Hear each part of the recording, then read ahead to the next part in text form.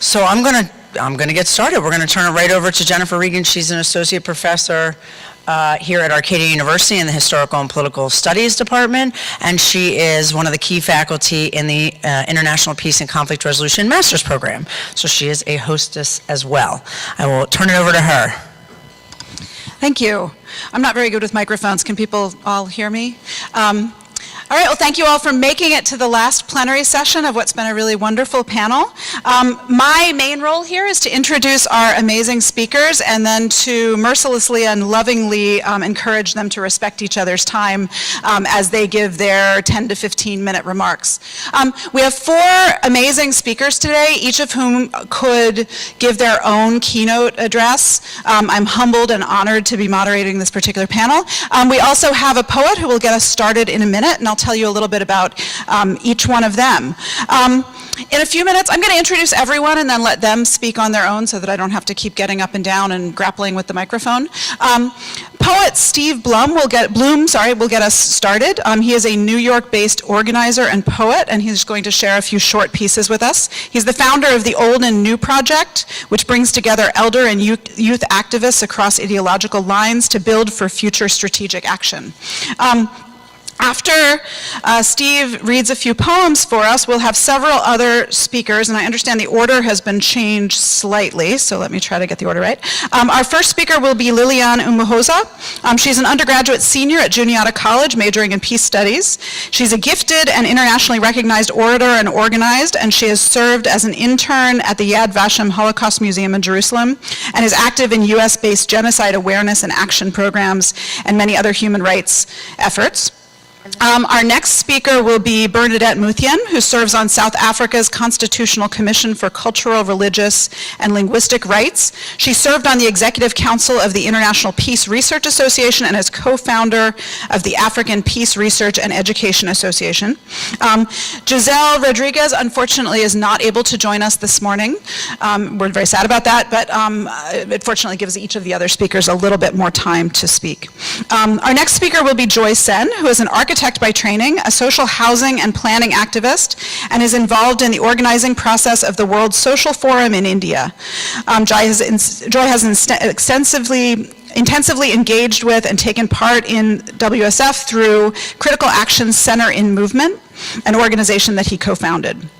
And our final speaker will be Stellan Vinthagen, the inaugural endowed chair in the study of nonviolent direct action and civil resistance and director of the Resistance Studies Initiative at the University of Massachusetts Amherst. He's also a researcher at the Department of Social and Behavioral Studies, University West, and School of Global Studies, University of Gothenburg. So this is a very impressive panel on international perspectives on the conference theme. We have representatives from a variety of countries, Rwanda, South Africa, Sweden, and India, as well as New York. And I look forward to hearing what everyone has to say. So I'll welcome Steve. All right, I want to thank the conference organizers for inviting me to kick this off this morning. I have 3 short poems that I think reflect the themes of this conference. April 10th, 2006, New York City. Sometimes politics proves to be as strange as poetry. Never thought that I would feel at home in a demonstration where one American flag follows another, after another, after another. But today it's not the usual "my country can beat up your country" crowd. No, this time it's the invisible people speaking out loud for a change. I am Haitian, I am Korean, I am Pakistani, they tell me. I am Dominican, I am Mexicana, I am Filipino, I am Ethiopian, I am Jamaican, I am Guatemalan, and I live here too. I will not be less of a human being than you. I fly the flag of my country, and I fly the flag of my other country, for whether I am there or here, your nation would collapse without the work I do. So I stand watching, ask myself whether we have perhaps just taken one small step towards the day when every human being will at last fly every flag of every nation and still feel at home. One problem that was with us even more than 50 years ago and is still with us, that's what this poem is about. In New York City, everyone knows the name of Sean Bell, who was shot 50 times by the police in 2008, but I mention it just in case people outside New York City don't know the name. The poem is called The Bell. Listen as it reverberates for Sean 50 times, once for every bullet propelled from a policeman's gun, then 50 times for how many others over so many years. Let our bell ring true, you'll find no justice here.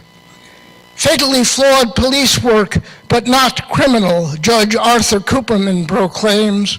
His honor does not seem to comprehend. Fatally flawed police work is criminal, and so is a fatally flawed judgment, though this by now is too well known. So I decide upon a proclamation of my own. Let our bell sound loud enough to call out 50 times 50 times 50, and even more. As many powers of 50 as we require, marching proud enough to disarm all the criminals draped in their judicial robes or brandishing policemen's guns, and then an honest justice based on truths we hold self-evident may finally be done. And finally, one which we talk about a lot of people we know, famous people, people who contributed to the movement, and all those tributes are well worth our time and attention. But this poem is about all the people we don't know, whose names we've never heard of and aren't recorded in the history books. In memoriam. Most martyrs rest in graves, undraped with flowers. Nobody will remember when or where or how they sacrificed all that was within their power, and so I cannot tell you now. Most martyrs rest in graves, undraped with flowers. Beneath more storied tombs, I sense it's always true, like countless other she and heroes who gave equally as they were called, and so, although well praised, the celebrated dead must be. This round, let's toast a deeper victory for deeds which otherwise remain unsung. Unfurl the banner left too long unhung for all who could in life achieve no more than try their best. And now, at last, in graves we've draped with flowers, rest. Thank you very much.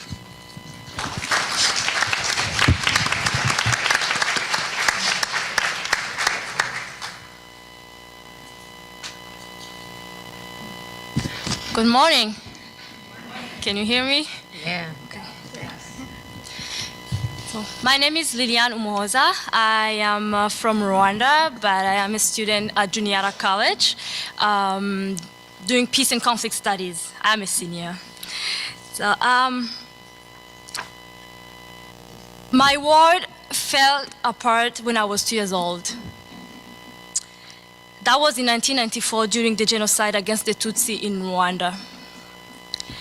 Even though I was too young to recall what happened, I grew up facing the consequences of that atrocity in every corner of my life.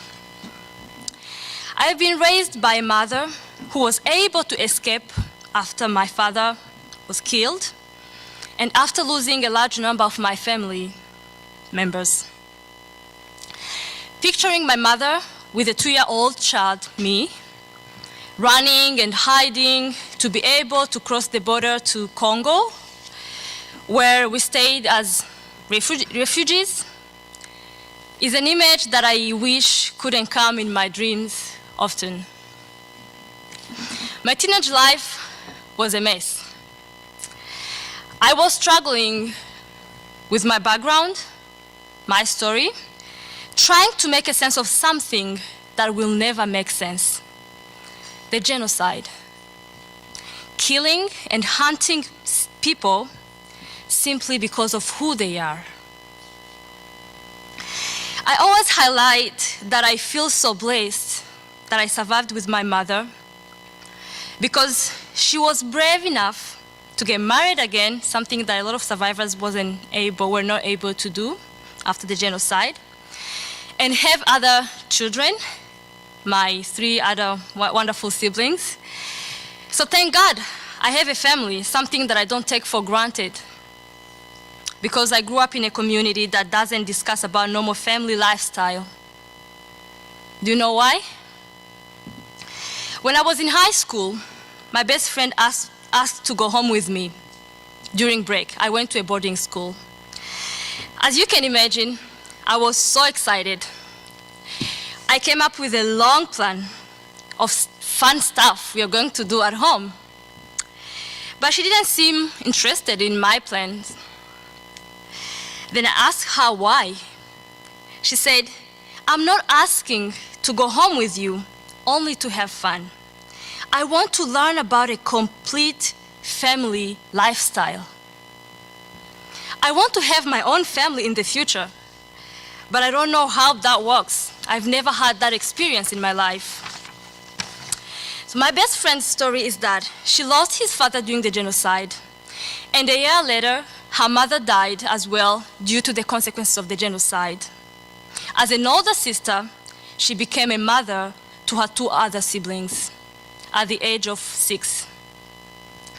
I grew up in a community that was totally broken, all kind of brokenness you can think of. In a country that was starting from zero to become a country again. I am not telling you my story to feel sorry for me or to make you cry. I'm telling you my story to make you angry, frustrated, and not stop from there. I want you to turn that anger, tears, and frustration into a nonviolent revolution. I spent a long time feeling sorry for myself, but that didn't bring any change in my life and my community. I was one of those smart kids in school, but I had to repeat the 8th grade because my grade dropped from 85% to 40% because I was fighting a battle with myself, against myself. Love didn't have place in my life, and life wasn't making sense to me at all. To cut the long story short, going through therapy, getting different kind of support helped me to come back to term. And that's when I turned my anger, my trauma, and my tears into an nonviolent revolution of trying the best I can to make people around me, people around me, to make their world a better place. I didn't say to make the world a better place. I said to make people's world a better place. Almost 2 years ago, I started a program that supports women genocide survivors in Rwanda. Rape is one of the weapons that were used during the genocide in Rwanda. So the women in this program experienced rape during the genocide. And as a consequence, many of these women are HIV positive and have been, in the last 24 years, have been raising children conceived from that atrocious experience. The program brings these women together in a 3-day retreat where they receive psychological support from counselors and psychologists, and through sharing their stories. They also receive a training about income-generating activities so that they can find ways to support themselves financially, because many of them live in a total poverty.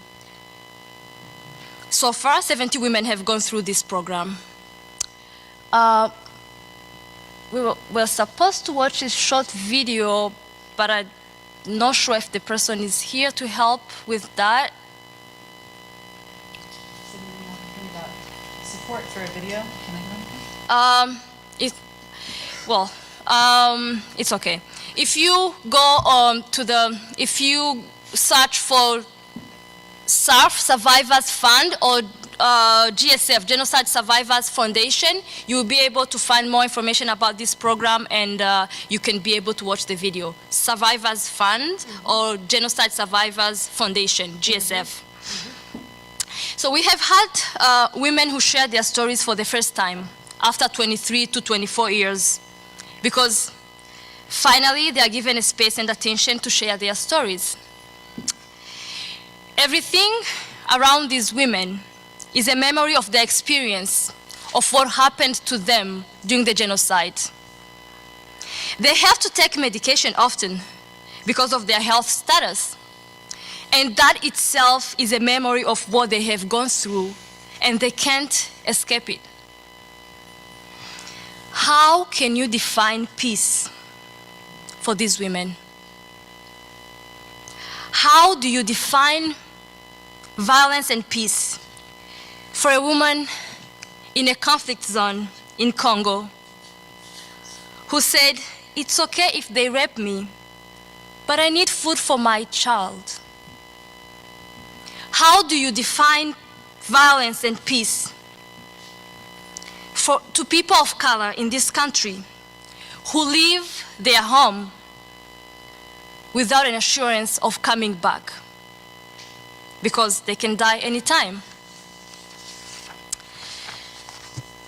My message to you is that we need to write the next chapter of our history. We need to decolonize our revolution and definition of peace. We need to take action. We need to make people's world a better place, people around us. And we need to build bridges instead of walls. Thank you.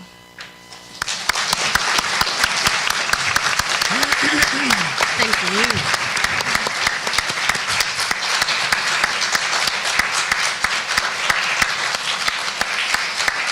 Are you going now? Do you want me to just start? Let's go. It's really a privilege for me to be here today. And I should start by thanking not only the individuals like Matt and Michael who brought me here today, but what Barbara Ellis Mann, the Iroquois scholar based at University of Toledo, calls the spirits of place. The indigenous peoples who lived here aeons before any of us got here. Also to thank for you, anything. Also to thank, better? Also to thank, voila. No irony. Also to thank, better? Also to thank the slaves and indentured laborers on whose backs and broken pelvises the economies and indeed the politics of this beautiful and vast continent of North America was born. Then, while in a good mood, to reflect back to one of the founding fathers of the peace movement, Johan Galtung's 1996 triangulation of violence and its obvious antitheses: peace, direct violence, structural violence, which we're all familiar with, but the more tricky and troublesome one, cultural violence. Without its eradication, we are never at peace. We never have what we know as the complete absence of violence, which includes racism, sexism, homophobia, and indeed victim blaming, which is so prevalent amongst us. Me, you, everybody. And therein lies the rub of my contribution today, is not only reiteration of the values that we all need to reiterate and live and practice, values of ethics, justice and compassion, which ironically we need to remind ourselves of more within the peace studies and peace activism spaces, more so than in other places, because we are the ones that people are looking for practicing and living and showing as examples, people who are ethical, who are just, who are compassionate. And these things don't necessarily grow on us, like if I go to a Buddhist retreat for a week and then I'll come back holier than thou, maybe. But more so in terms of a brutal, at times, honesty, in not even at times, but a brutal honesty, almost all of the time, I would argue, in these very dark and dangerous times. Brutal honesties are what we need to address the issues that people, which comes to the second part of the discussion of what is really needed, is again a reiteration of things. So Galtung's Triangulation of Violence comes from 1996, his ancient book Peace by Peaceful Means. Before him even, Kimberly Crenshaw and her friends were working on intersectionalities and how critically important this is to us in terms of the lenses. What was that? Respect, as in respect, as in re-look at how we are, how we behave, how we look at things, how we work, and how we are amongst one another, but also within ourselves. How much of the violence that we suffer every day have we internalized? Do I feel beautiful because I'm a little bit more weight than the norm? Is my hair too curly, too little curly? Am I tall, short, whatnot, as a woman and as human beings in general? And how much of these violences have we internalized? And do we then spew forth in our, not only on ourselves, but in our families, if indeed we have those, in our communities and in our collectives, and indeed within IPRA, International Peace Research Association, and in your PJSA? I'm not a member, I'm just a guest. I hope not to be too rude. Is it all right so far? Good. So now we are here, and in the 90s, when I was a youngster and healing from extraordinary violences perpetrated on my body, violences I witnessed daily on the streets as we were raging war, some violent, some non-violent, against this brutal regime, apartheid, and in solidarity with other beautiful people all over the world, and still to this day, the solidarity. You know, what were the questions that I was confronted with? We had to heal. As a youngster, I had to heal from all the brutality and violence that was perpetrated on my body and all around me. So not only the direct violence, not only the structural violence of apartheid, but also the vicarious trauma I suffered daily under apartheid within my family, on the streets of the activism, watching people brutally, a girl next to me, brutally just there, get beaten to death before me, like a blood splatter. This is daily, and many other people have had very similar experiences. How do you heal from this? And lucky for me, there were some very sweet Quaker people, and they came and they did enormously good deeds, Quakers and others, in South Africa. A healing of memories, a great many good programs, some of which I scoffed at, others which I just internalized and ate, lapped up like I would custard on a wintry day. So, given that, you know, I have a very good feeling about Quakers. I am very fond of Quakers. But how did Quakers come to this country? They were fleeing genocides themselves. And what did they come here? How did they find the pieces of land that they pegged for themselves? Whose land was it? Where do they come from? So even Quakers, whom I love with all my heart, must be asked brutal questions and must themselves confront the depredations upon which everything that they believe is founded. So therein lies the deep and brutal honesties we each have to ask. Where do you come from? Your faith is non-violence. Your faith is, you know, friendship and love and compassion, ethics and justice. And how can you be ethical and just if everything that you are, everything that you've built, if all of that, every college, beautiful liberal arts college, everything, your peace studies program is founded on genocide? So none of the work that we must do must make us feel comfortable. And the only comfort we can ever have is if we attain the positive peace that we are all crying for and yearning for. And the people who came long before me, some of my mentors, they too have been crying for decades and centuries to be free of all of this injustice. And this is the only peace that we should be practicing. And that I indeed every day try to practice in between the odd expletive. So if we are working on ways forward, it is this deep and brutal honesty that I ask you to do, that I ask of myself every single day. A little note on technologies. I am gobsmacked by how many clever people there are. Lefty, clever people. Amy Goodman sort of younger, clever people. And I'm gobsmacked by the fact that the two icebergs are trying to sink our ethical justice and compassionate Titanic. I'm referring to Zuckerberg and Sandberg.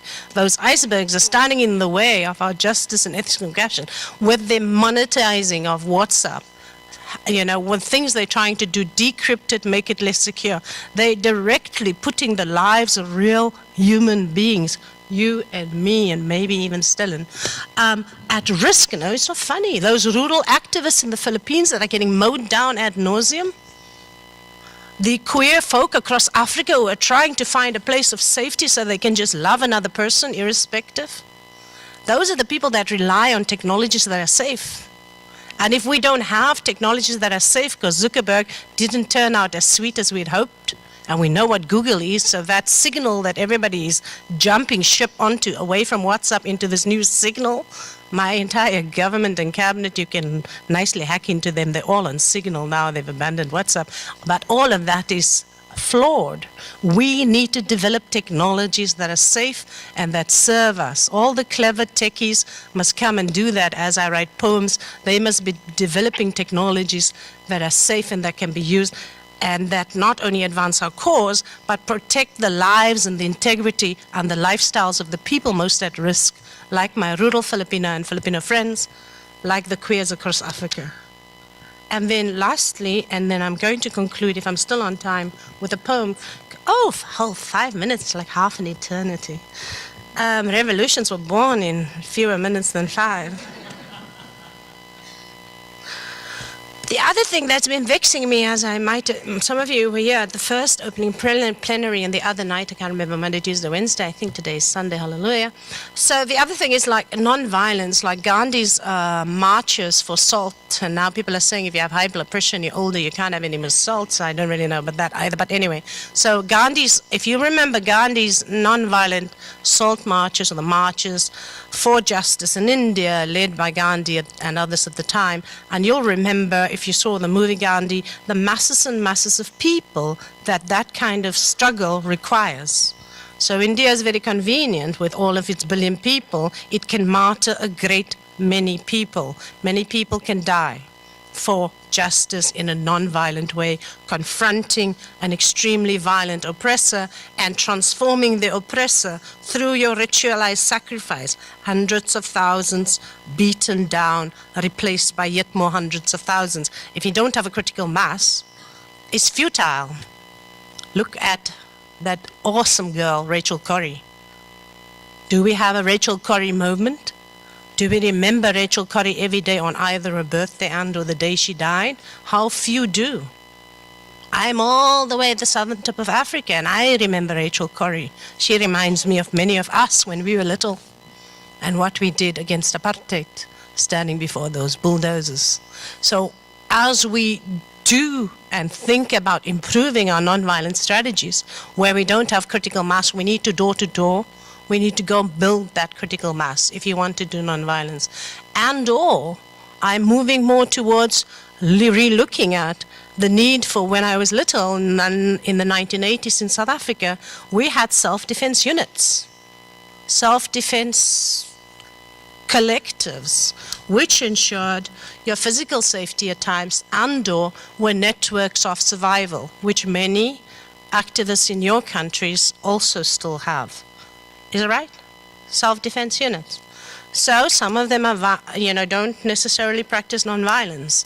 There are communities in South Africa founded on the same principles of self-defense in the townships in Cape Town, for example, and indeed in Johannesburg as well.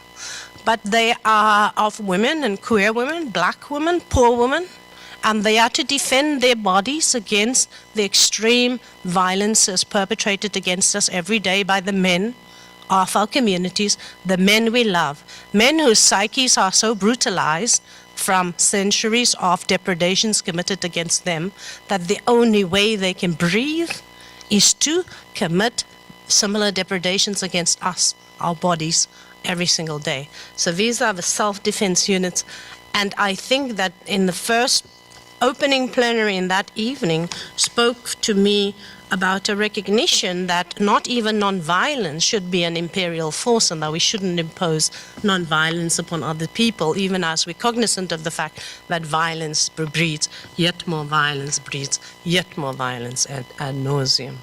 And so I would like to conclude with a very brief poem, really very brief, I promise, for Matamai in particular, because he requested it so sweetly. And thank you for giving me your space. It's called Fragile or Fragile. In your eyes that shift with the anxieties of these times, I see the deepest compassion imaginable for the perpetrators in all we are, the survivor victims we forced to be. In your wide open gaze, I see reflected my very own soul. And for your single act of kindness, I offer you my fragile heart.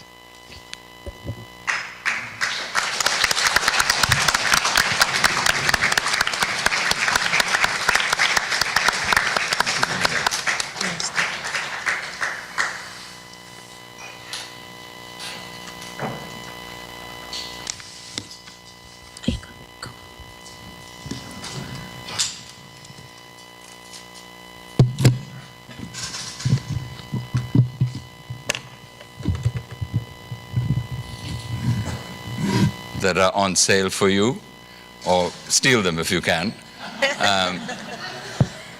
2 books that is a labor of life for the last 10 years, and the work of wonderful people across the world, but also Matt, who happens to be here somewhere. There you are. These books, The Movements of Movements, taught me a great deal about things I'd been reflecting on, but also the struggles that are going on, that are breaking out across the world, of indigenous peoples, of Dalits in India, of women, of people of all kinds of sexualities, of people of other colors. And it's taught me really who I am, that I am an upper caste, upper class male who has had tremendous privilege in life. I was blind to this in much of my work as an activist, as a researcher. I never realized both the enormous doors of privilege it opened to me, nor the doors that it closed to me. And I think this blindness is something that even working on these books has helped open me begin to overcome. And I want to put that before you. And in what I say, I think will be reflected my past, though I'm struggling to overcome it. So let me move to my points, and I will try and be respectful for time, but please, of course, tell me when my time's over. I'm from India, but I'm not going to talk about India here. I'm going to talk more from what I've learned of my work in the last 15, 20 years, and try and raise in this session on looking ahead at certain issues. I want to flag certain issues, which in the time I was here and in the agenda I find are less reflected.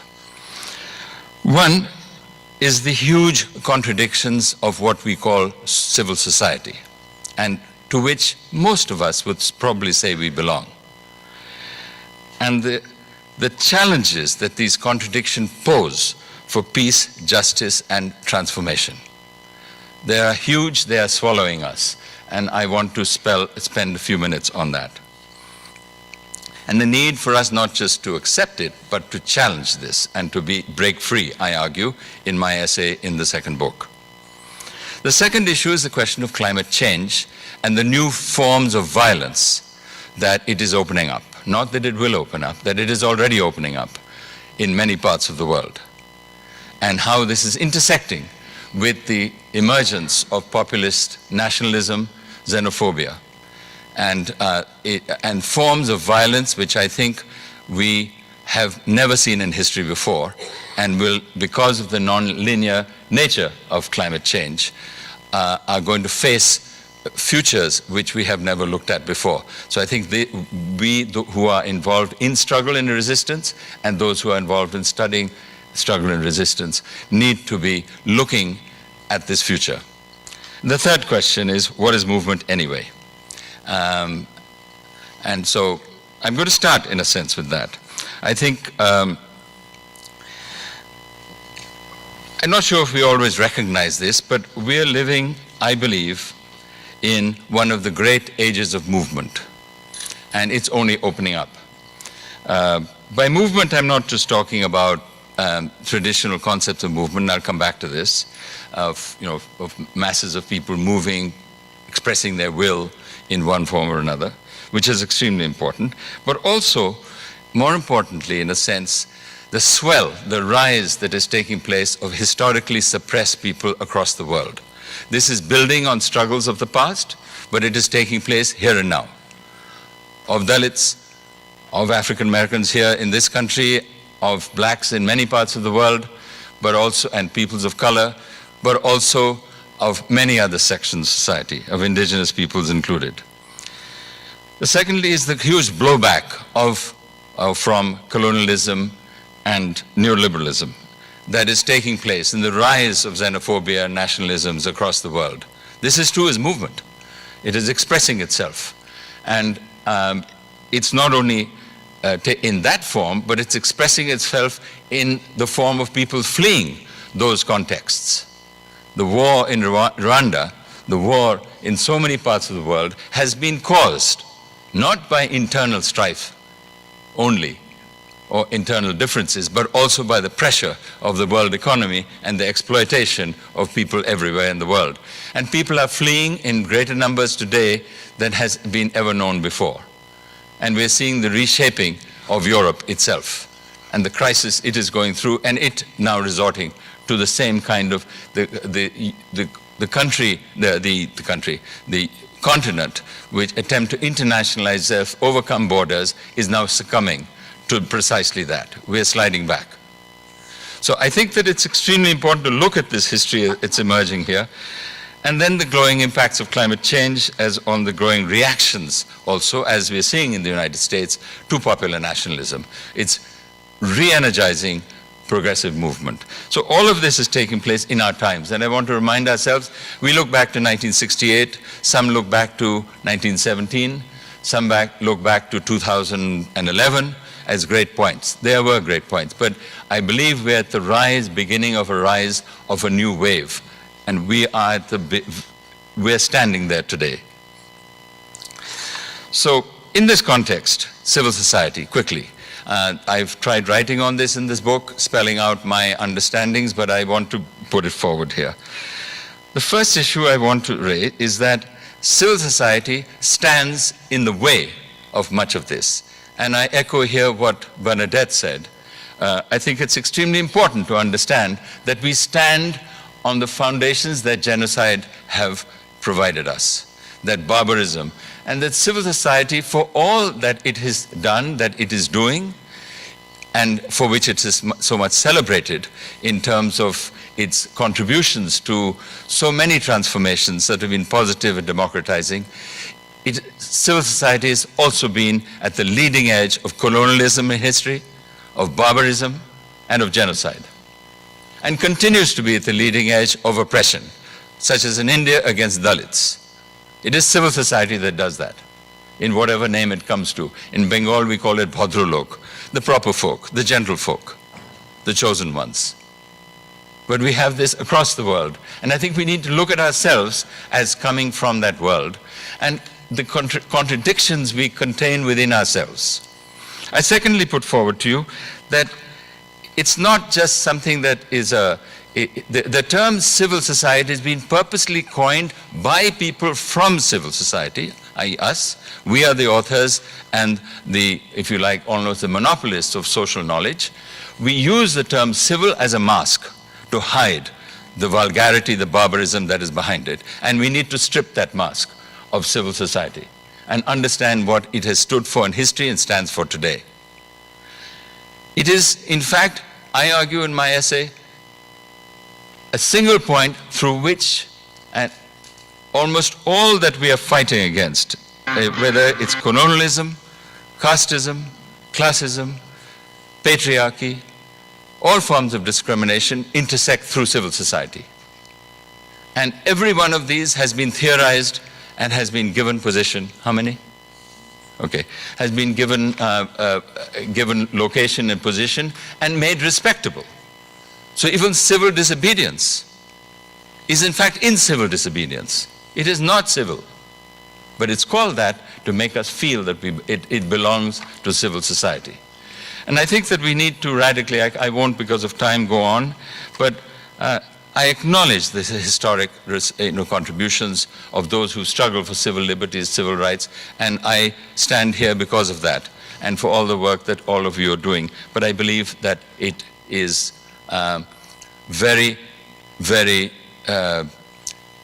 not only fragile ground, but also dangerous ground built on skeletons. The third issue is climate change. Climate change, I've already pointed out, because of its nonlinear nature, it's happening firstly today. I think you know because of tornadoes, storms, hurricanes, etc., forest fires, but it's happening all over the world. And there are refugees all over the world.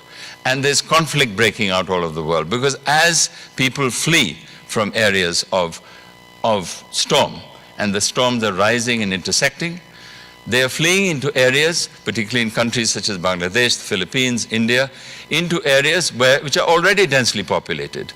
And conflicts are breaking out over struggles over resources, over land, over water. And we are, the only main body that has really studied this, I think, so far, is the Pentagon. Because it has looked at what are the likely outcomes for world order. After all, it considers itself to be the master of world order, and where the interventions will be required in order to suppress what is happening. So I think we need to look at the fact that it is breaking out, and we need to understand that climate change is not happening just out there. It's in our lives and in everything that we do, but that will open up new theaters of violence, new ways and forms, and where existing social and political organizations are likely to collapse under the weight of these nonlinear forces. The last thing I want to point out is movement. Movement is, I think, that is a grossly understudied, ununderstood subject. It's understood largely as I said earlier, characterized as these swells that are taking place that express themselves in physical ways. I argue that it isn't. Firstly, we need to recognize, in the same ways we need to recognize that we are part of Mother Earth, that movements too, just like the waves in the ocean, are a part of Mother Earth. It's part of the life of the web of life. It's a part of an expression of the agony and the ecstasy of existence. And we need to understand that it's biological, not determinate. It is open-ended. We need to rethink biology and understand from across disciplines and develop a more interdisciplinary, a more organic and intersectional understanding of movement. I think that will enormously enrich what we do and the way we perceive the world, the way we root ourselves, because most of us are anthropocentric in everything that we do. And because of our belief in science, we cut ourselves off from faith, from the cosmos, from all understandings of natural life. We need to come back into this. And I think that it's a lost part of our life, an absent part of our life that we need to rediscover and bring back in, and it will give us a... Equally, I want to talk about, just briefly mention communication. Today, there's so much focus on social media and communication. Do we look at the importance of pheromonic communication? That is we are exchanging, as we sit in this room, histories of lives, of whole civilizations in chemical ways. Nothing to do with technology, nothing to do with the microphone. We understand through that way. A man called Rupert Sheldrake has explored the subject of morphic resonance. He looks at birds and other forms. But why not look at human beings in terms of how we respond to what we understand is happening elsewhere in organic forms and allow ourselves to be part of life? So there are many, many clues, and there are more I could have said, but I would like you to think about these questions as we look ahead, as we build revolution, as we build violence and non-violence, and struggle with the dialectic of the two. Thank you.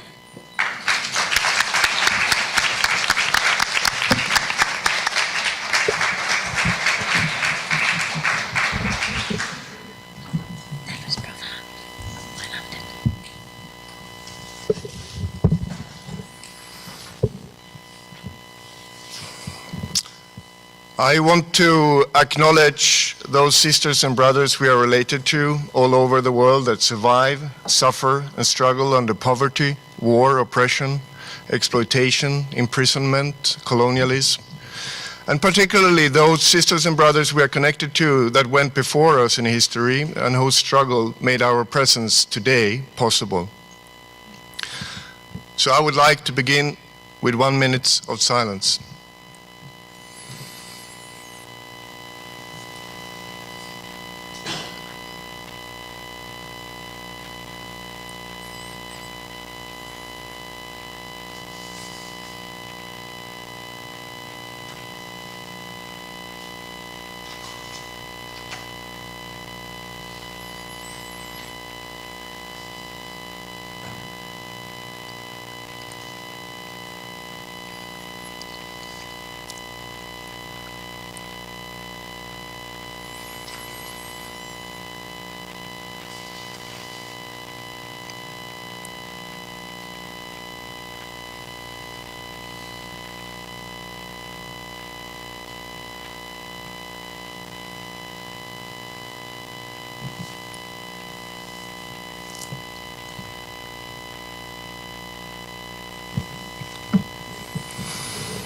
Thank you.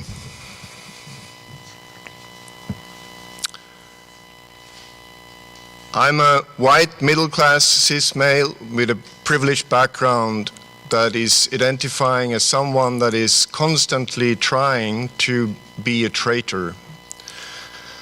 But I'm failing, and I'm trying again. My international perspective is that I'm a Viking from North Europe, working in the US, aspiring to become an Indian, traveling as a vagabond around the world. And from that perspective, I want to give you some reflections on revolutionary nonviolence. I think we have a trouble with that we are using nonviolence as a very simplified binary of black and white. I think we have a problem that we are using revolution as a form of regime change of states and the creation of formal liberal rights. Both these are problematic, and I'll try to give you a reason why and also what I would see as a way out. My view is that academia is a trend-sensitive concept factory, deeply affected by world events and what media focus on. 25 years ago, when I started my graduate studies, my interest in Gandhi and resistance could be seen as archaeology.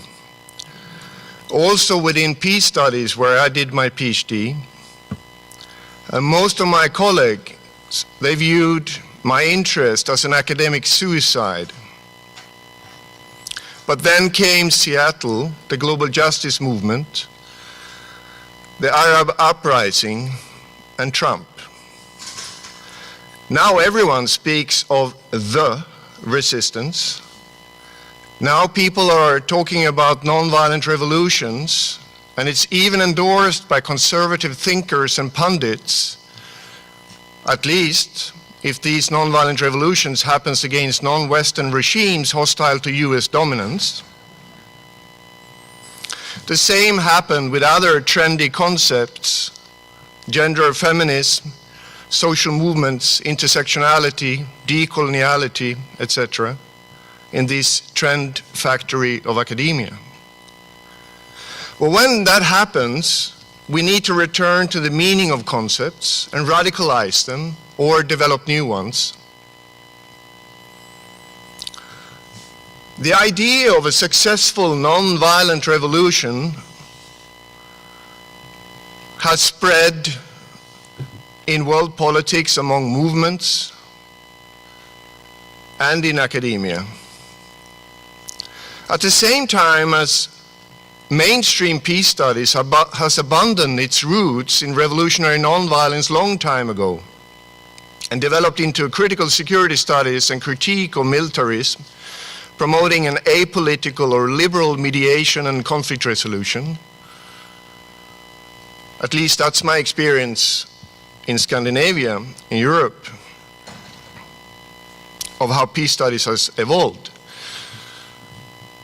The success of nonviolent revolution that people suggest is suggested even while we have a social economic injustice that prevail among the poor and the majorities in post-revolutionary societies, as in South Africa or India, the Philippines, Tunis, Egypt, Georgia, or wherever place you want to look at. I think we need to rethink nonviolence and revolution, not only from an international perspective, but more importantly from below, from the perspective of the most subordinated in society. We need to decolonize nonviolence and revolution from the liberal hegemony we live in. We need to decenter nonviolence and revolution from the one-dimensional focus of the state. Basically, I and Sean Chabot in our collaboration are arguing that there is no thing such as a successful nonviolent revolution. However, revolutionary nonviolence exists. Nonviolent revolution as the national, sudden political regime change will always fail until it's total and global. Because the national, sudden political regime change in a place like, for example, South Africa is still embedded in world capitalism and the colonial violent system that we live in.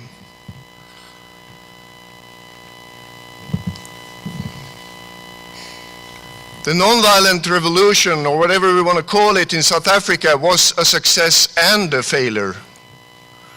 Just to give you as one example, because if we look at South Africa in 1994, it was a major success, of course, that we, through the struggle, it was made possible with universal suffrage, some form of rule of law, some form of freedom of expression, and equality in the face of the law, of course. That was a major change from the white minority racist regime of apartheid, clearly. But South Africa today is actually more economically unequal than it was in 1994, despite the majority rule of the ANC since then. If our measurement is from the subaltern, from the poor and the repressed in South Africa, there hasn't been a nonviolent revolution there yet.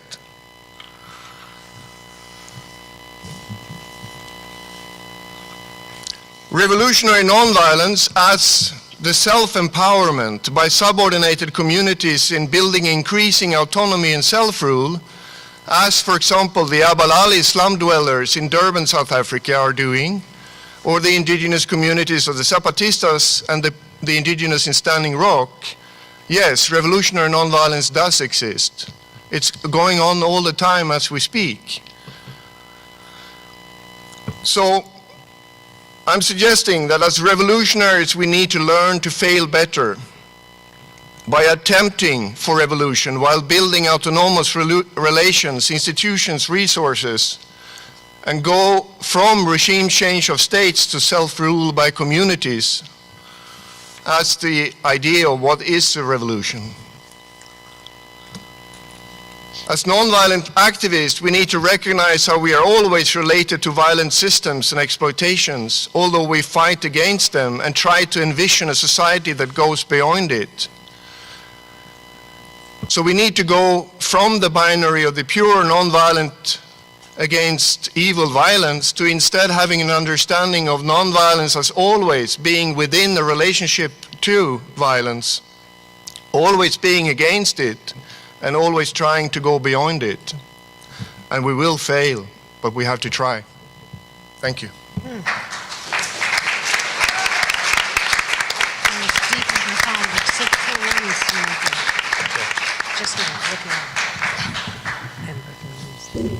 So thanks to all of our incredible speakers for their words and their poetry and their moments of silence and their very, very profound wisdom on all of these different concepts that they brought to us.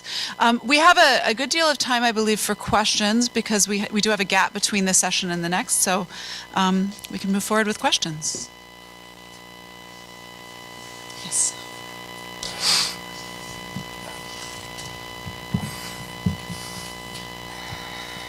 Would you like a microphone? Microphone? Yes. We have a lot. Wedge this, give her the mic. Oh, yeah. Is there a moving microphone? Well done, There you go. Okay.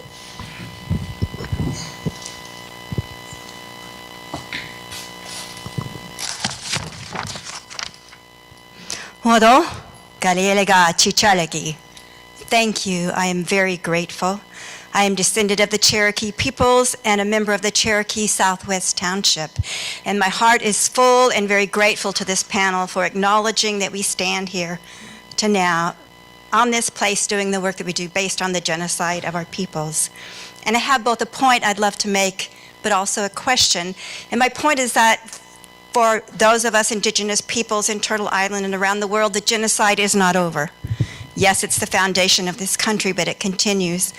And I think in this organization, we need to look at the missing and murdered Native women, indigenous women in Turtle Island, what we call North America, those rates, and the dealing with those or the turning of the blind eye to those is an appalling atrocity and injustice. And our elders also have cautioned me to speak. When we speak of genocide, I was going once to speak at a genocide conference in California, and I asked J.T. Garrett, who is one of our elders and medicine teachers, of what should I speak, and he said, you speak of the suicide of our young people. That is our ongoing genocide, and it has to stop. And my question for the panelists, but also for everyone in the room and for this organization is, how do we have this brutal honesty about this ongoing violence and about the ways that we benefit from what we inherit based on that?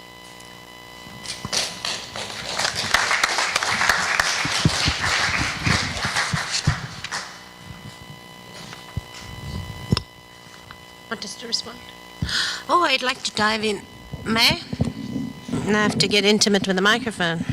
I'm trying to not get intimate, but you know, it's hard. Like a hard rain's gonna fall.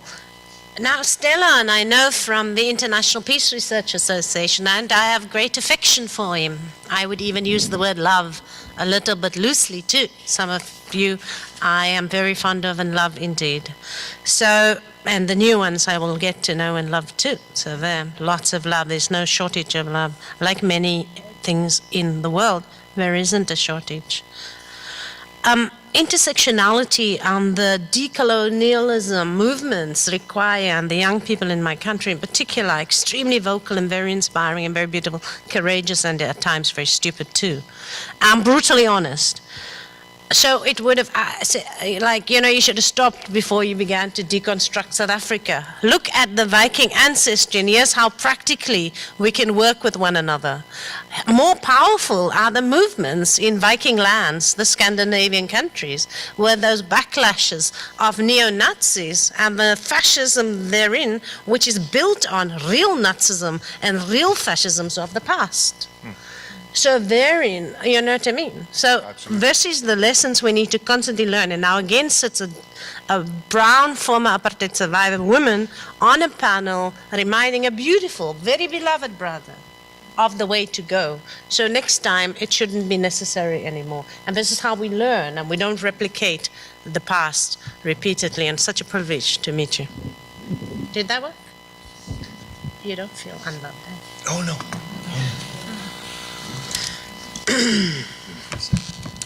No, it might come to a surprise for many people of the rise of the neo-Nazis in Sweden. It's a tremendous problem. Actually, among the men, the majority are voting or supporting the neo-Nazis. So Sweden is really changing, and that's important for the U.S. progressive left to realize that Sweden is not anymore the 1970s. And that struggle is not really happening. It's very little of a resistance going on in that country. So that's tremendously dangerous. Thank you.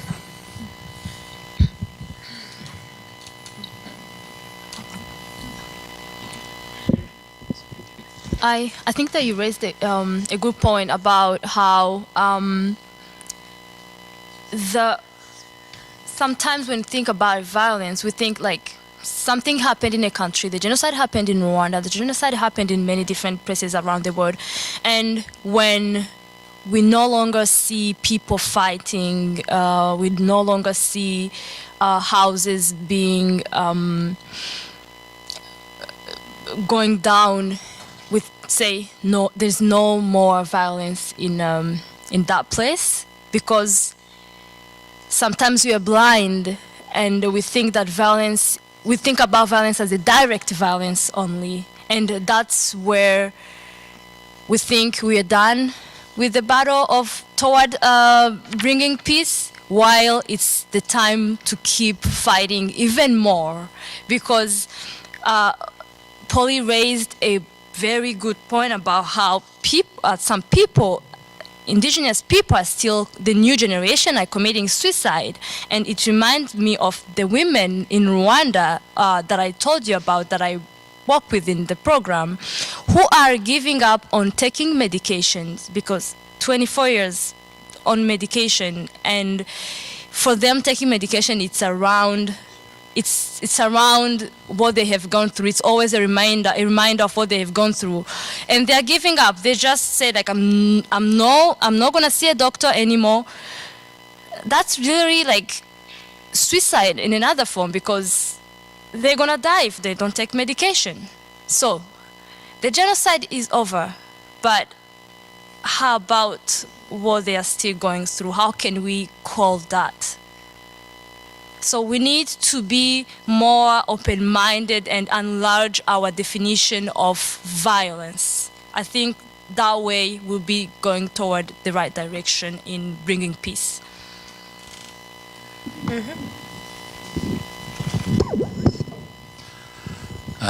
I'd like to add to what you just said, Liliane.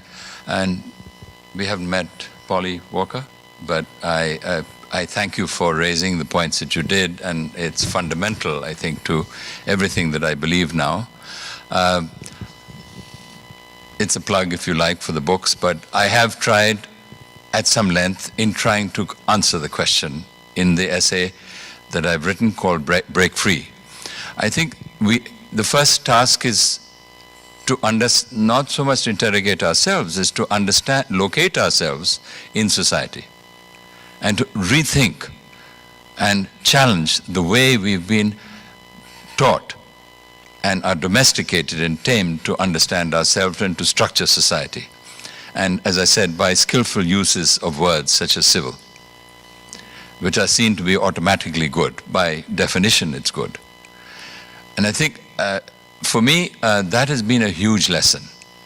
I started this back in fact, consciously in 2007, but I've noticed there were threads of this happening in the 90s, asking myself questions about and how I used the term, how I understood it, what I was doing.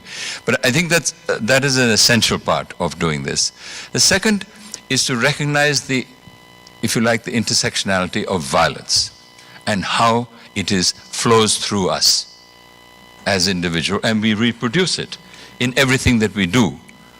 We reproduce it as one of the quotes I've given, how parents of immigrants tell their daughters to shave their body hair because they have to become more presentable.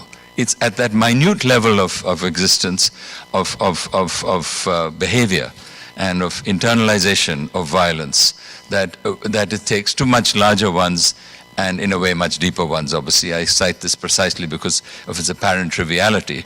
But the point being that I think it reproduces itself in everything that we do.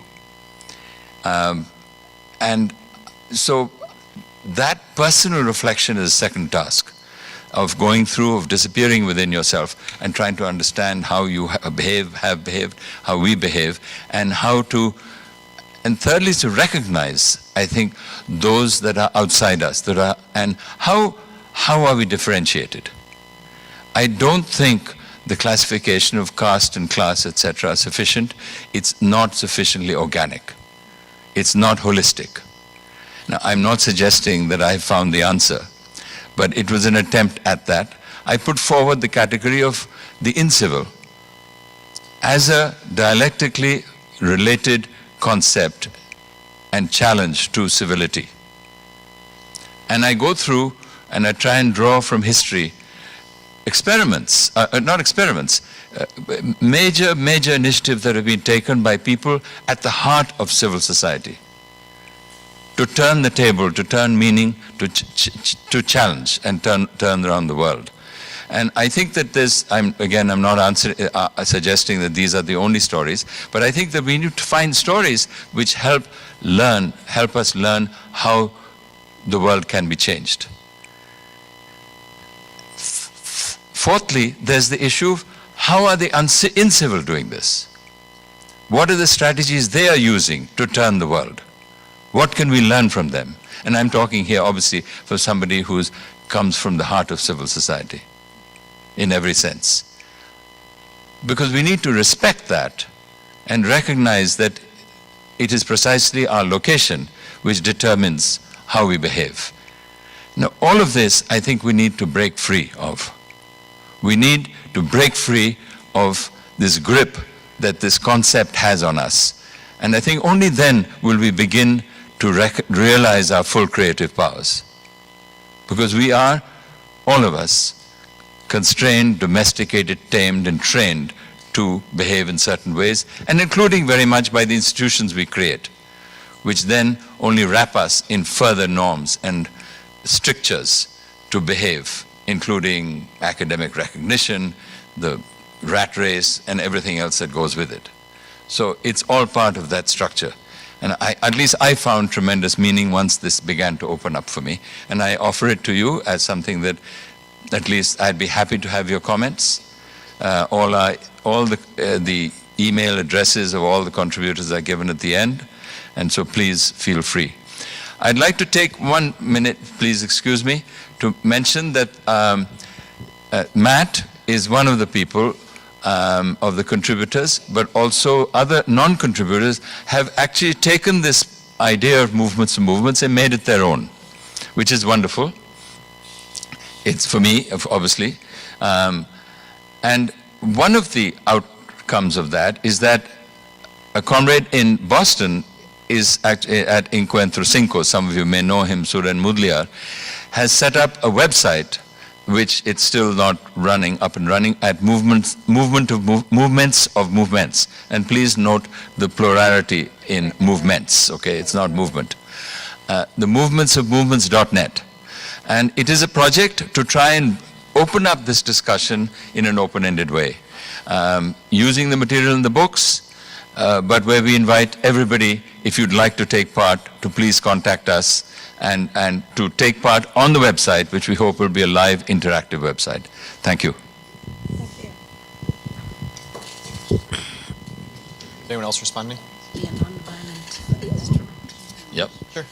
One and then two. Oh, Too soft for those hard heads. Thank you. This is an outstanding. I'm Elavi Ndura from Gallaudet University. I'm grateful to Liliane for sharing her pain and loss with us, while at the same time calling us to build bridges. By the way, Liliane, I am a Hutu woman from Burundi who, like your mother, was forced to raise my children alone. So I understand. I'm connecting with you.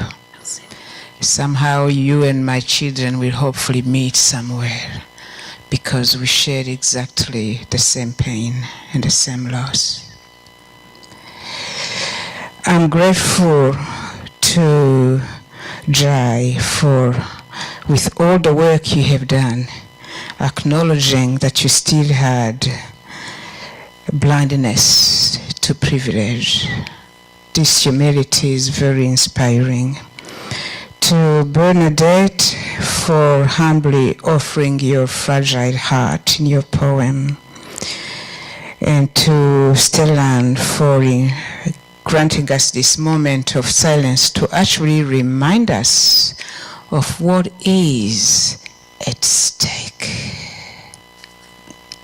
So, this panel is rightfully so entitled, Looking Forward. So what are the 2 or 3 practical, you have experienced this PJSA conference for several days. Most of you have been here from the beginning, and now we're getting ready to depart, and maybe by the time we get home, we'll have forgotten what you're trying to teach us. But what are 2 or 3 practical words of wisdom in terms of how we, PJSA, as an organization, and each one of us in this room as individual, can practically remember what you are teaching us on this beautiful Sunday? In terms of changing and seeing and acknowledging and actually doing the work that we need to do as you are teaching us. So 2 or 3 words of wisdom. Thank you. What responses? What's the best? Is it always me? Hey, Muthien, you go first, I'll go second. Are you ready? Yes. Go then, I'll go after you. Okay. Please.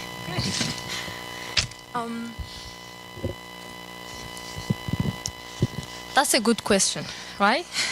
And yes, we need action. We need action. We have been talking for so long, and I always say that something like the genocide to happen, it should be shame on the world, on everyone. Because genocide is never a surprise. Never. There's always signs that it's about to happen. But action comes for the aftermath.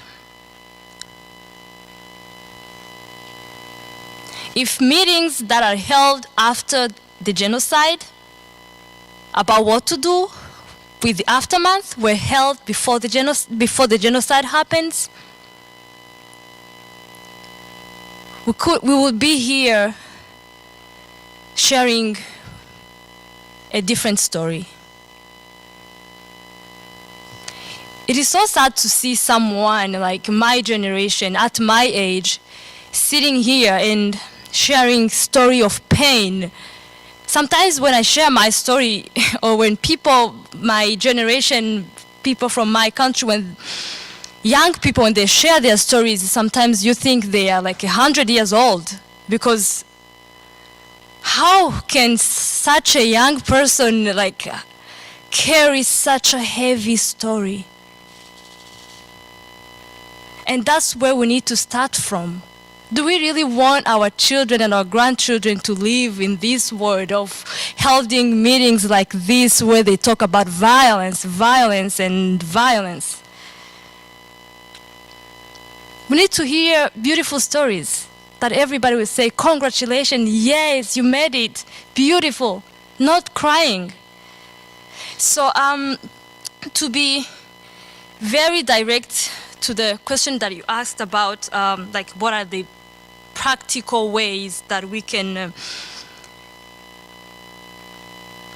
make this possible, like we can make the revolution and action possible.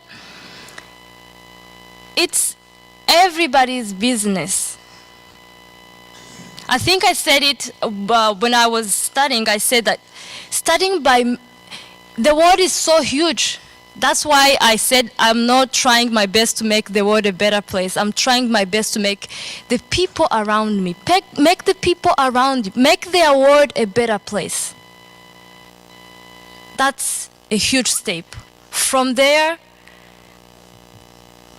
we're gonna win this battle. Thank you.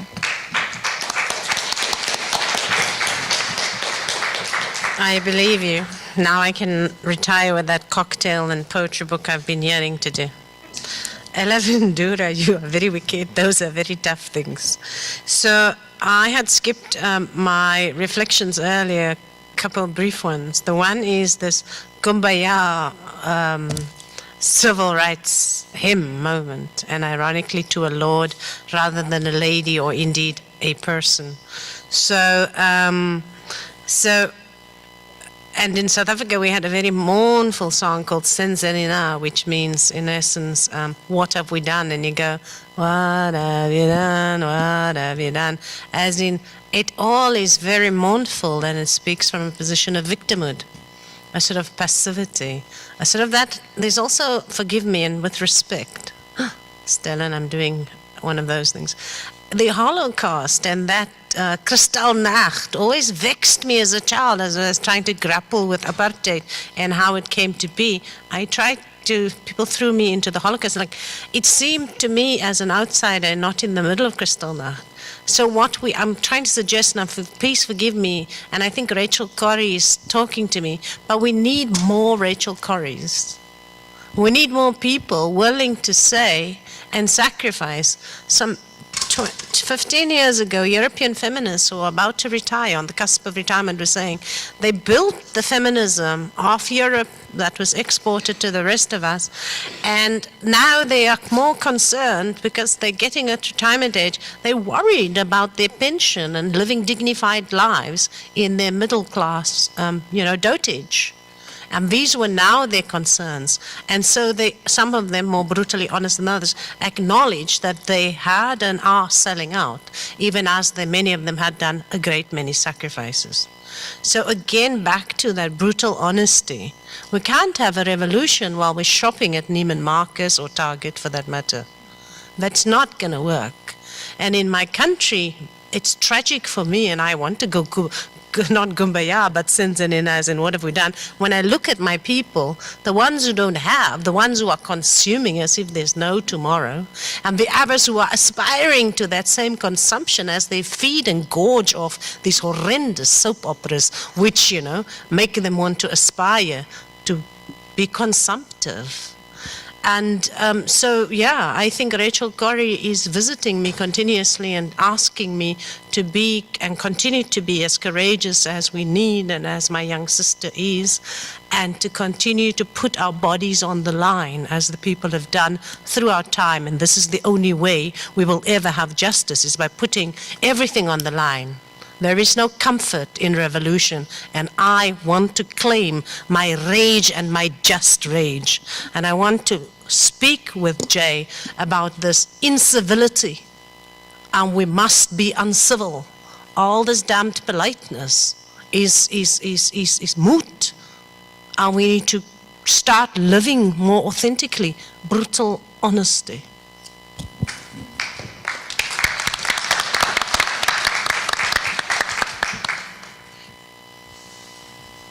To be uncivil.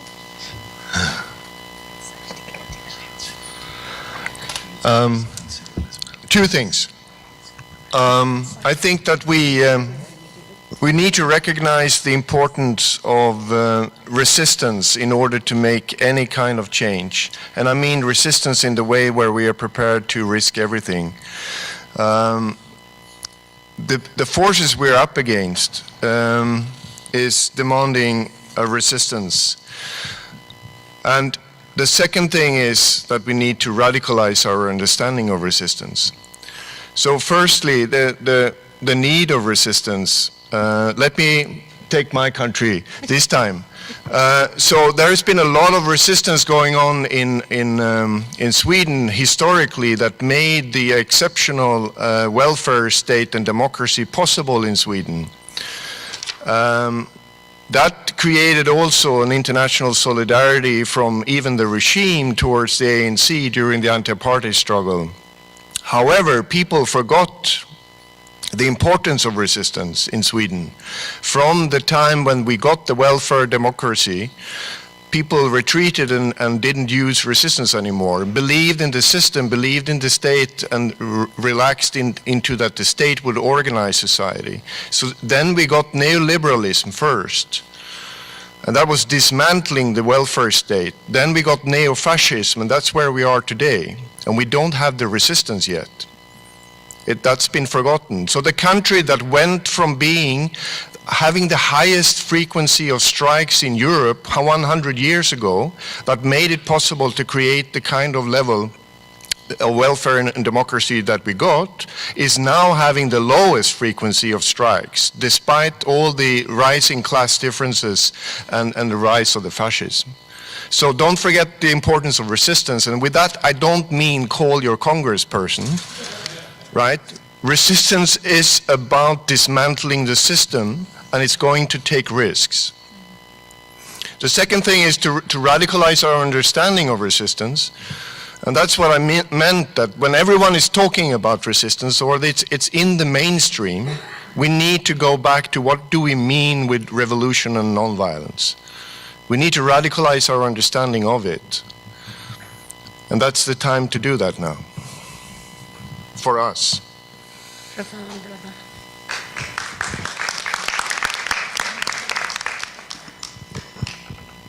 Jay, did you say something? Are you going to save it for just now? No. Are you ready? I thought there may be other let them The come. poet. There are lots of questions. Please. Should we take a few questions? Yeah, we could do. That would be so nice. Thank you. So my name is Tina Thomas. I am a assistant professor of anthropology at Juniata College, where actually Liliane attends. And I just want to express my gratitude for this panel. I want to express my gratitude for the centering of marginalized voices, despite whatever privilege that might be had on this panel. I was having a conversation actually with folks like Muthien and Aisha, who is not here today, yesterday, about how peace and conflict studies should be centered around these marginalized voices. And I think you made that point very clear when you spoke about just this idea of the history, right? And I think Muthien made that very clear yesterday as well on a panel that we had about how inherently violent structurally the development of this discipline has been. So I want to thank you. I also want to critique that this should have been done earlier in terms of this conference. So I just wanted to create a space for that intervention. Thank you. Thank you.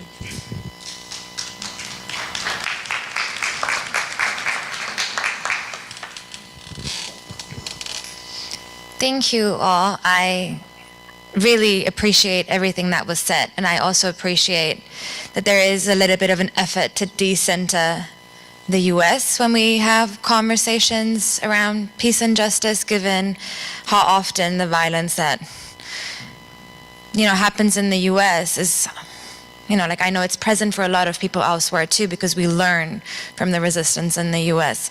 Unfortunately, I find the knowledge about resistance elsewhere doesn't travel with the same ease up to North America as North American knowledge travels into the rest of the world. I want to say something around, I really appreciated this idea of taking away the civil from civil society, and add something to what Stellan was saying, that there is no resistance in Europe. And I think there is. I think it has always been resistance in Europe, but it wasn't palatable to European civil society because it came from people who were saying it, who were too angry, who didn't look like they belonged to Europe. And we constantly have to make our anger not rude or insulting, because if it's not said in the nicest, kindest way, it cannot be heard. And I heard on NPR this morning how Dr. Ford, is that her name? You know, she wasn't angry, and it was an interview with Kimberly Crenshaw, and she said, you know, how is it that women come forward to tell their testimony, they remain so calm? Well, because we can't be angry, because if we are angry, our testimony doesn't count. And if you're an immigrant in Europe and you're angry, your testimony doesn't count. So I think there has been a resistance in Europe, but it has been diminished by the white left in Europe because it was not palatable, because it was not framed in this Marxist framework that we work with, where class has to top everything and we have to all give up everything else in order to fit in the class struggle. Or it doesn't fit into the feminist framework, because if our women want to wear hijab, then that's not a feminist cause. So also choose where we put our, like, whose bodies do you get behind? I think that is also really important, and I like that we talk about Rachel Corrie, because I was in Palestine the year after Rachel Corrie had passed. And that's a reference point to me, but it's not a reference point for a lot of other people. So I think there is resistance, but is it palatable to us? And yeah, let's have a conversation of, who do we talk about when we say this is a civil way of discussing, and this is a civil way of saying that you're angry, and this is a civil way of calling somebody out? There is no civil way, because, you know, people have been angry for 500 years. So, you know, to hell with civility.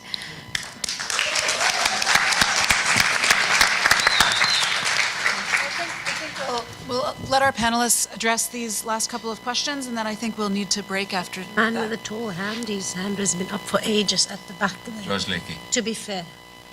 George Lakey. Sorry for interrupting you. Thanks. I also want to appreciate very much the panel, and also to pass along concern that I've heard from several African Americans about the use of the phrase kumbaya, which I've heard informally in corridors around and about, as well as from a panel member, and the concern that they ask me to convey whenever I'm in a gathering where that becomes a part of the discourse, that that's actually quite hurtful to many African Americans, because kumbaya represents for them a profound spiritual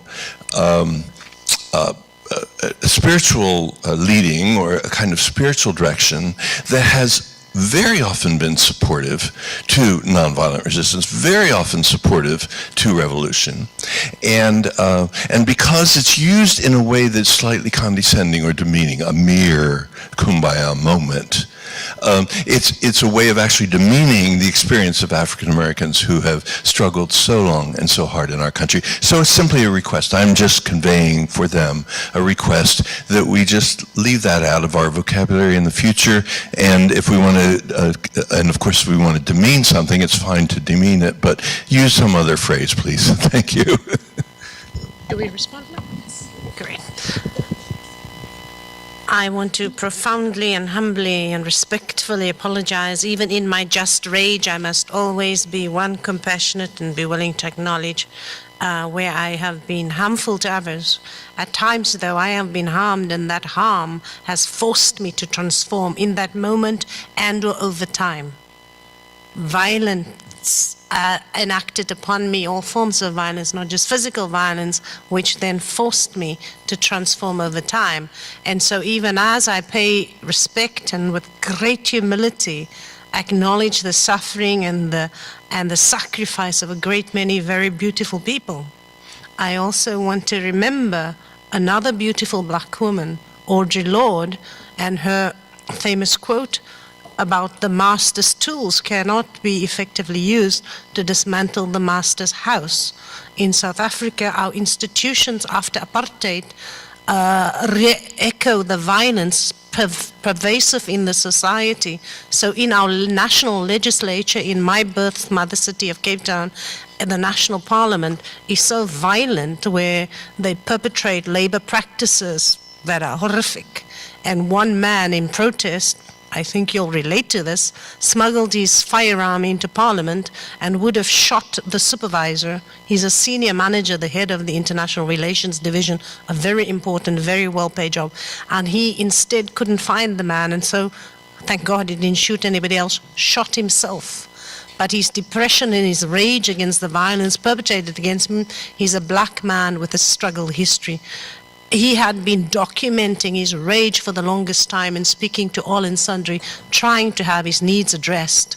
He, while like a great many black South Africans, is a profound and deep Christian. And one of the quotes that went viral, describing this man's state of victimhood and the suffering he felt, is one of these biblical quotes, and forgive me, I'm not good with the Bible. It ends with, nothing clean can come from something unclean. So the man was born from a woman, the woman is unclean, the man is clean. And the ways in which colonialism was deeply shackled to Christianity in our native lands, and the ways in which it remains and shackles our people and brutalizes our women in its language and its practices. That just recently the shooting happened in the last week, and it brutalizes me, it brutalizes all women, and women from which I am born is sacred, and I am sacred. And so I cannot say that I would agree with the Abrahamic and any other religion that debases women and the sacredness and power of women from which we are all born, because none of us come from a test tube. And this is the point about Christianity and the vexing challenge I have, and the right-wing backlash within these religions, whether it be Islam or Christianity, in all of our countries on this continent and in Africa, which is misogynist or woman-hating, deeply homophobic, and deeply enslaving, and promoting a particular kind of neo-imperialist agenda which does not liberate us.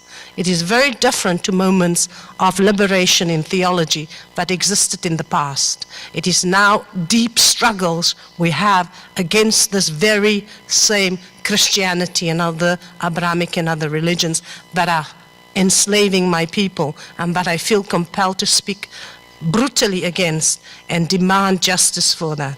Another quick flag is that Europe and other places, with respect, because a quarter of my ancestry comes from Europe, Dutch. They, like Rachel Corrie and a great many others, laid their bodies on the line. We should not forget the partisans during World War II, to name but one moment. All those volunteers from all over the world who went and fought in the Spanish Civil War. Yes, it was a violent war, but there were many non-violent activists as well. The communists, the peasants, the strong women, and the queers who laid their bodies on the line. I ask you again, with respect, are you willing to lay your body on the line and make your sacrifices? Because sacrifices are what are needed, especially on this continent, where people think we're going to get liberation by singing, what's that one from Bob Dylan? Hard rain's gonna fall?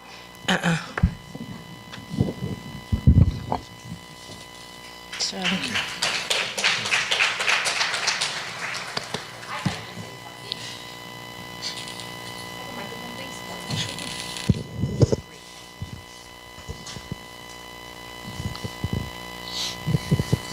I want to first of all thank the entire panel for being here with us, both individually and collectively.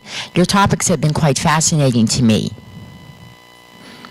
I am quite interested, well, what drew my attention to you all was your comments about Rwanda.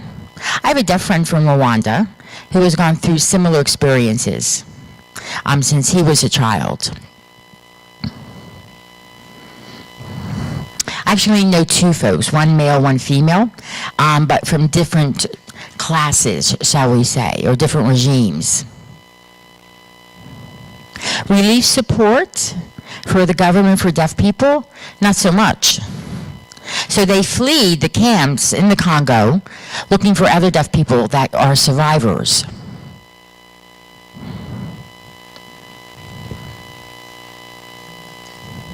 And unfortunately, if you are deaf or have a disability, you are left at your own devices in many of these countries.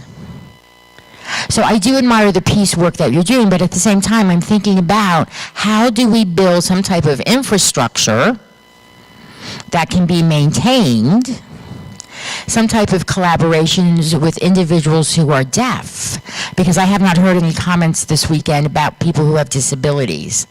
And I think that we need to be allies to everyone, not only those who are able-bodied, but to individuals who have some level of disability also.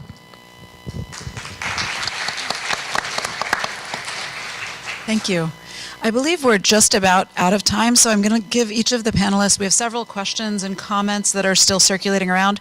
I'll give each panelist a chance to respond to whatever they feel still needs to be responded to and said, and then we'll break to move on to our next session.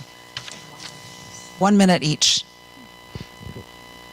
Or do you want to start just go like this? Cool. Yeah.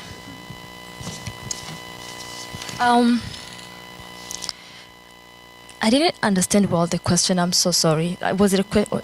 Yeah, I didn't understand well the question or the. What are we doing about being more inclusive around differently bodied people? Okay.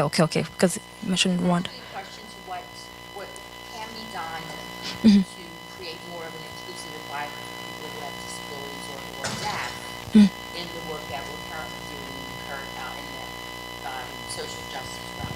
Okay. Oh, thank you. Yeah, that's a good question. I think one quick response to that is that we all need to step out of our comfort zone. I think that's what we need, and to get to know people who are different from us, and don't think about the world as a world we live in, because the world is so large. And the other thing I was about to say, one thing that I would like to conclude with is that if we think about people like Martin Luther King and the work they have done and other great people that have contributed so much to make this world and to bring peace into this world, with the so limited ways to channel their voices, I think from there we can learn. We have so many ways we can contribute to bringing peace in this world with the opportunities we have, with the technology, with easy communication, with being able to hold meetings like this. So we have tools. That's why action is easy. So let's act. Thank you. Thank you.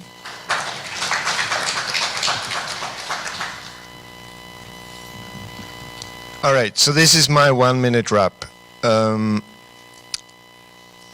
Wherever you find yourself, create a diverse community that focus on personal transformation and building the future society, and that resists the evil colonial system we are placed in, and link up to others.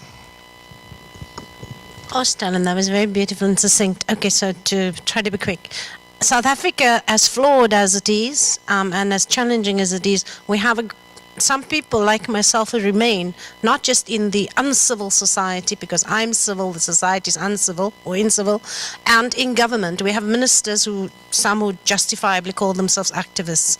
The Minister of Tourism, for example, everywhere he goes, he speaks about the need for our people, the black majority, to not be homophobic and to kill, rape and murder lesbians, for example.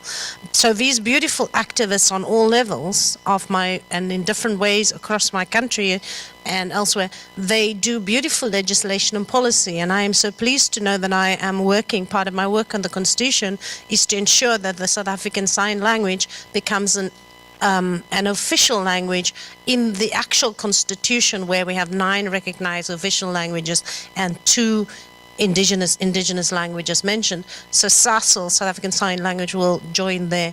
And so in some ways, as hard as life is and as hard as we struggle every day and we try to live Rachel Corrie's spirit, we do have some successes.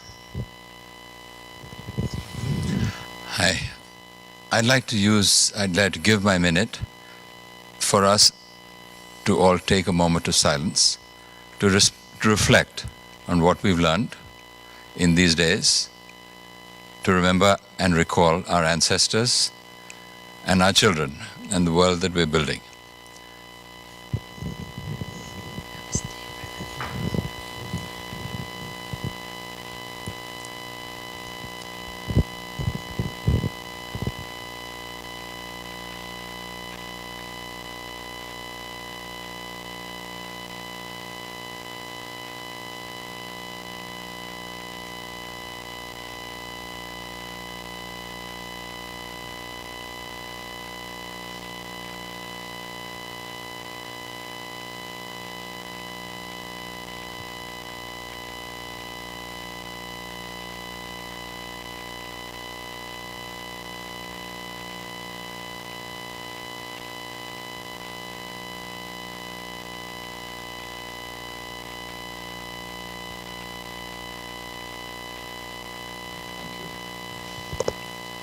Join me in thanking these wonderful panelists who shared this deep wisdom with us.